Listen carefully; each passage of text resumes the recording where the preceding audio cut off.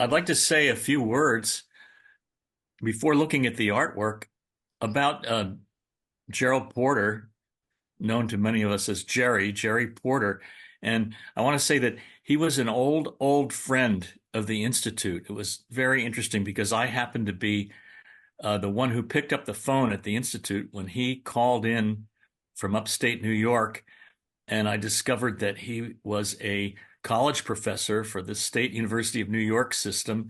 And he'd been very interested in reading the Book of the Dead and other books by E.J. Gold. And he wanted to see if he could incorporate it into his college teaching. And the whole thing was very amazing. It was an amazing contact. And, we spoke off and on for years with Jerry Porter. And I believe he's one of just a handful of people who actually did teach the American Book of the Dead and the Human Biological Machine in college classes. He would put them on his reading lists, even though the classes were for, I believe they were like Introduction to Psychology and Sociology and Political Science and things like that. But he would have a added reading list, and he would just sprinkle a couple of EJ's books in there and recommend to people that they have a look at them.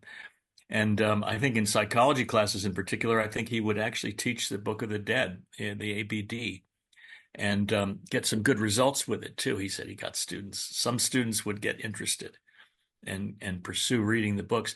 So anyway, but I had no idea until he ended up moving out to the West Coast with Galen Porter, his wife, and he was living in the Santa Barbara area. And then, I found out from a lot more contact of Jerry's with the Institute, that he was not only a author of poetry, that he was a writer of academic articles, and he was a published, professor. But he also was a prolific author of poetry, and he was a painter. He was an artist and a painter. And so we have Jerry is not with us any longer, but Galen is in possession of a appreciable collection of Jerry's artwork. And I have to say that when I started seeing this artwork, I was really amazed. I mean, it took my breath away because Jerry is like he's very imaginative.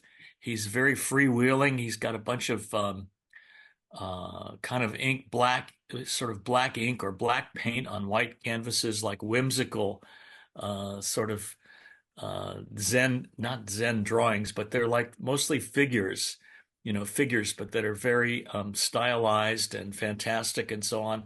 And you probably will have a look at some of those.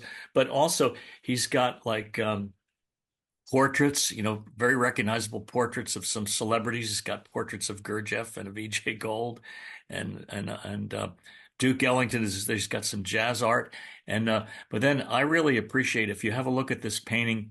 It's a 24 by 36 painting called "A Quiet Smoke at Sunset."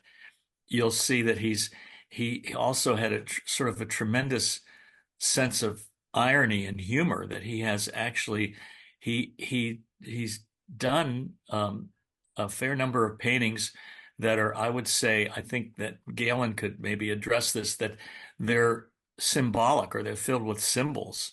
And there's a kind of a mixture of caricature and irony and satire and so on.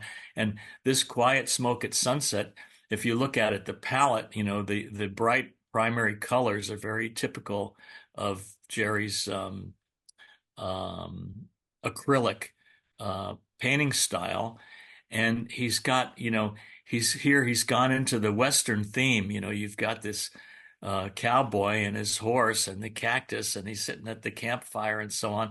But it's really stylized, and it's really kind of it's not exactly a lampoon of the Western icons and symbols, but it's Jerry's version of it. It's like you're seeing a little vignette of the West through Jerry Porter's, massive educational background and his understanding of history of American, the Civil War and American racism and the cultural issues and so on. And like, what is the meaning of these cowboy Western, symbols in modern American art, let's say, or translated into modern American cultural conflicts and so on. But I just love the compositions, the colors of this painting. And again, this is about the largest. I don't know if Galen may have a few larger paintings than this that he painted, but these are among the largest in the collection. They're 24 by 36, and it's really I think this is really a treasure. This would be a treasure to own and to hang on your wall. Galen gifted me, because she knew that I was quite interested in an admirer of Jerry's art. She gifted me with a painting of this size, a 24 by 36 painting, which is a portrayal of a poetry reading approximately like in the 60s or early 70s in Greenwich Village in New York. And it portrays, there's a poet reading. There are Caucasian people here. They all look like beatniks. They're dressed up like bohemians in New York in the 1960s and 70s. And they're having a poetry reading. And there are a mixture of African Americans, men, women. There's a guitar player. There's a poet who's reading, who's black. And it's in this kind of wildly bright primary colors and so on. And I have it hanging on the wall in my office, and I find it an inspiration. I love having it there. So anyway, I strongly recommend that you look through these various styles of Jerry Porter's art and think about acquiring something, either a small painting, a portrait, or one of these larger 24 by 36s. And we're doing this as a benefit for the Institute, which I'm sure that Jerry would approve of from his long interaction and support for what EJ's been doing. Thank you.